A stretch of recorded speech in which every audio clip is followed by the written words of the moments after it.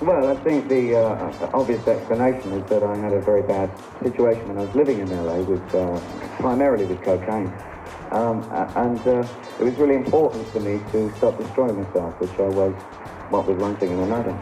And it seemed a sense of isolation to put myself in Berlin on one hand, but on the other hand, it did force me into a situation where I confronted a street life that I hadn't been in for many, many years. So it was just learning to relate back to a social fabric that I'd lost. Bowie chose Berlin for its cheapness, its cultural history, and the anonymity it afforded him. With Iggy Pop, who Bowie had rescued from an LA mental hospital, plus co-producer Brian Eno, he effectively moved there for 2 years, writing and recording a sequence of spontaneous, reflective, experimental albums that, he hoped, would purge his soul and lay his personal demons to rest. Iggy had had his own battle with heroin, and he and Bowie had made a pact to return to health and sanity together. In 1976, they recorded Pop's album, The Idiot, with Bowie co-writing and producing. By this time, David was successfully exerting some control over his affairs. He was managing himself, cutting down on the cocaine, and, with substantial money starting to come in, had made himself a tax exile in Switzerland. Unfortunately, at the same time, his marriage was disintegrating, and in coming off the coke, he was becoming an alcoholic. These latter factors were the dominant influence on his next album, Low. Sparse, existentialist funk dominated by jagged synthesizers and a high wailing guitar sound, Low avoided the stylized mannerisms of Bowie's previous albums. The B-side consisted of strange, unsettling instrumentals, or tone poems, evoking the desolate yet beautiful atmosphere of Eastern Europe, on tracks like the haunting War's-Hour or the glistening Weeping Wall. After Low, Bowie produced Iggy Pop's next album, Lust for Life, and toured as part of his backing band, playing keyboards well away from the spotlight. Then it was back into the Hansa studios for his next record, Heroes. Although musically similar to Low, and again with an instrumental B-side, Heroes had an urgency and vitality that the previous album lacked. The positive to Low's negative, it contained in the title track one of Bowie's best and most celebratory songs. Heroes is a surging anthem to the redemptive powers of love, its only concession to doubt or irony being the inverted commas around the title.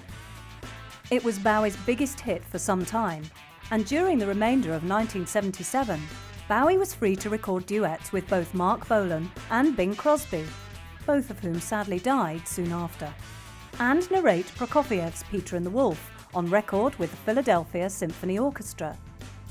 Still in Berlin, he starred in the disastrous film Just a Gigolo, which he later dismissed as my 32 Elvis Presley movies in one. And in 1978, he began divorce proceedings against Angie, suing for custody of their son. In March, he began a world tour, playing songs from Ziggy Stardust for the first time in 5 years, alongside material from Low and Heroes, a set captured on his second live LP, Stage. And in 1979, he released the final album in what he called his Berlin triptych, Lodger. Although produced once more with Brian Eno, Lodger was recorded in Montreux and New York, and Bowie was beginning to tire of the techniques they'd been using. He suggested as much in the track Move On, while the music incorporated African and Turkish influences as well as contemporary New York disco. It wasn't a particularly European record, and despite the singles DJ and Boys Keep Swinging, nor was it particularly accessible or immediate. Yet in many respects, it's an underrated, neglected gem, and another transitional work, as Bowie moved forward to the 80s and prepared to reinvent himself yet again.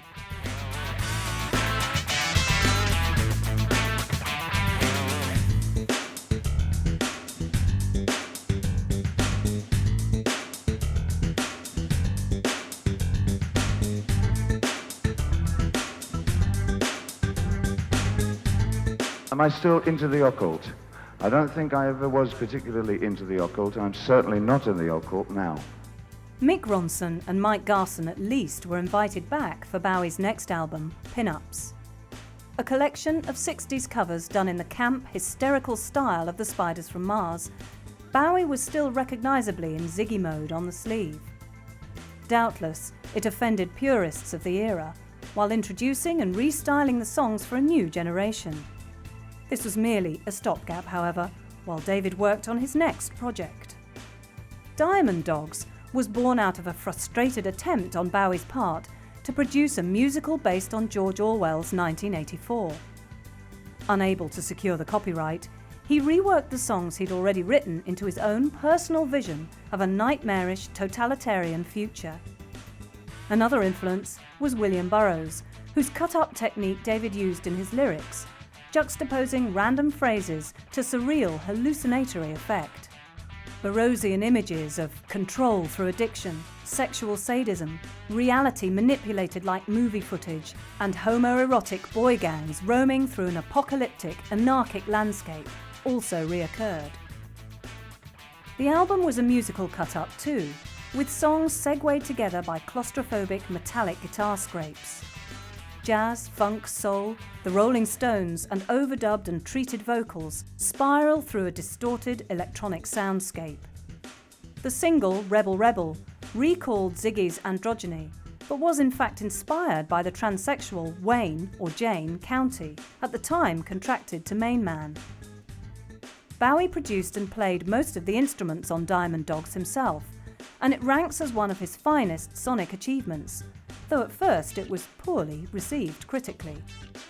This didn't stop David from mounting a lavish, choreographed stage show for the accompanying tour, one of the most ambitious and expensive ever attempted. It was only a year since Bowie had announced his retirement, but as he found himself continually explaining, it was only Ziggy who was quitting, not David Bowie. Backed by a largely hidden group of session musicians, he now held the spotlight on a set equally inspired by Fritz Lang's film classic Metropolis and Hitler's Nuremberg rallies. It was the start of David's fascination with control, as his punishing schedule saw him slipping further into cocaine addiction with its accompanying paranoia. Meanwhile, Tony DeFries and Main Man's financial excesses were becoming intolerable, particularly when David learnt that he did not, in fact, own 50% of the company, but that the company owned him and took 50% of his earnings. In addition, while they lived the lifestyle of modern aristocracy, signing for everything, both Bowie and Main Man were effectively broke, with debts mounting and David in real terms unable to afford even a packet of cigarettes. These tensions surfaced on Bowie's next two releases. David Live, recorded at the Philadelphia Tower Theatre on July 8, 1974, captured the sound of an alienated and underpaid band going through the motions, while a cocaine-ravaged Bowie was hoarse and out of time. Skeletally thin on the cover, David later commented that the album should have been called David Bowie is Alive and Living Only in Theory. Young Americans, meanwhile, was a complete change of musical direction. With a cast of mostly black session musicians, including the then unknown singer Luther Vandross, Bowie was again responding to his environment, using the slick urban soul sounds of American radio to frame his comments on the country and the condition he found himself in. Young Americans saw Bowie's career moving into the American mainstream, but the overall impression is of the alienated white rock star trying desperately to feel some genuine emotion, just as America itself was trying to regain a sense of itself post-Watergate searching, as on the title track for One Damn Song That Can Make Me Break Down and Cry. Throughout, David sounds repressed, paranoid, frustrated, but yearning to believe. Fame, a duet with John Lennon, succinctly outlined Bowie's grievances with Main Man. What you get is no tomorrow. What you need, you have to borrow.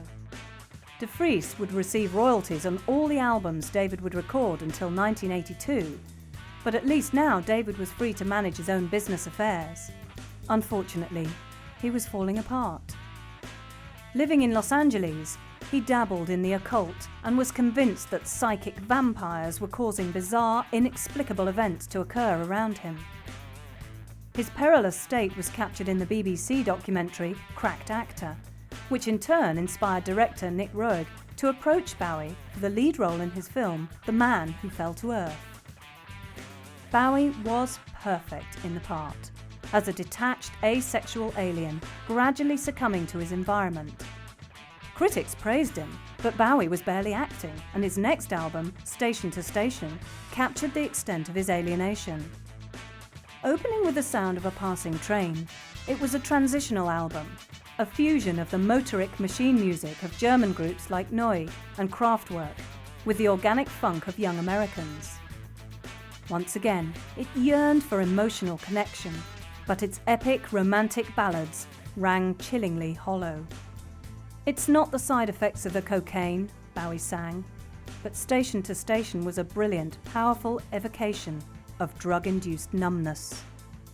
In Word on a Wing, Bowie praised openly for forgiveness and salvation, and he later said that he intended the album as a sonic spell.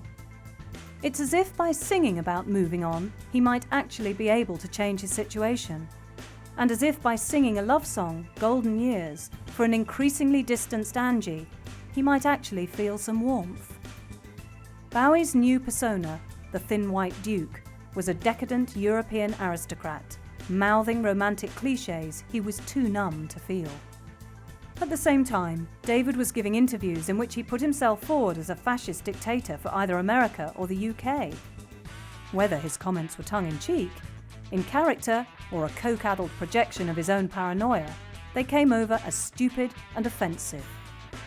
In Britain, where the National Front was gaining a serious following among the young, the left-leaning music press pounced on David's comments. In an attempt to defuse the situation, a press conference was arranged outside Victoria Station. In retrospect, maybe it wasn't a good idea for Bowie to arrive in a private train and then have a large black Mercedes-Benz taking the short distance to his podium on the back of a lorry. It certainly wasn't a good idea for a black-shirted Bowie to stand up in the open-topped Mercedes and give his fans a friendly wave, one that looked, in the inevitable press photos, suspiciously like a Nazi salute. Horrified, David went into hasty exile.